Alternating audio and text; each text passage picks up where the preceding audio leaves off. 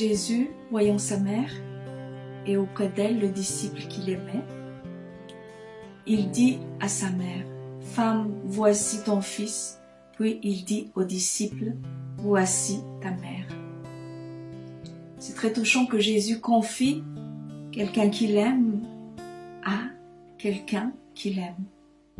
Et nous-mêmes, si on devait partir et qu'on doit laisser quelqu'un qu'on aime et qui a besoin de nous, eh bien, on le confierait aussi à quelqu'un de sûr, quelqu'un qui est sûr d'en prendre soin. Jésus aimait donc ces deux personnes et il les a confiées l'une à l'autre. Le fait qu'il aime sa mère est très compréhensible. Et on peut se demander, en tout cas moi, je m'étais demandé pourquoi est-ce que Jésus a un disciple préféré? Et aussi, pourquoi est-ce que la personne à qui il confie toutes ses brebis n'est pas la personne qu'il préfère? Il faut croire que l'amour de Jésus ne dépend pas de ce qu'on peut ou de ce qu'on ne peut pas accomplir. Son amour ne dépend pas de nos forces de caractère, ne dépend pas de nos capacités, il ne dépend pas de nos forces en général. Au contraire, lui, il se soucie des plus faibles.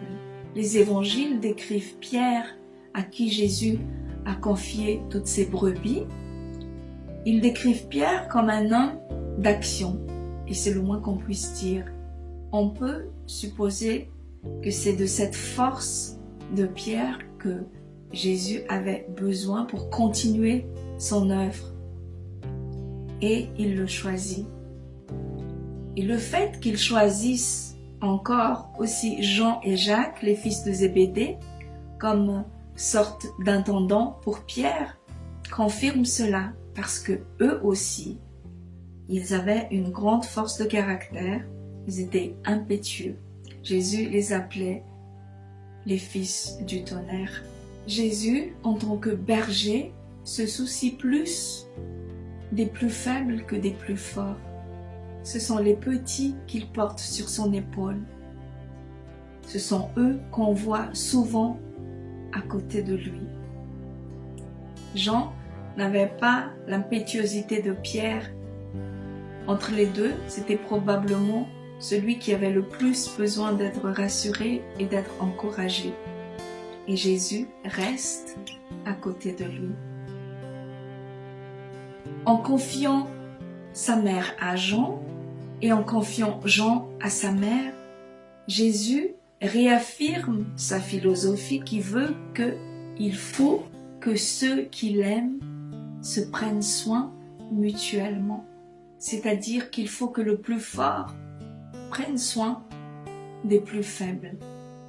Si cette loi va juger le monde et causer la perte de ceux qui ne connaissent pas Jésus, ceux qui sont en dehors de son enclos, elle va être 2 fois plus de rigueur dans l'enclos de Jésus.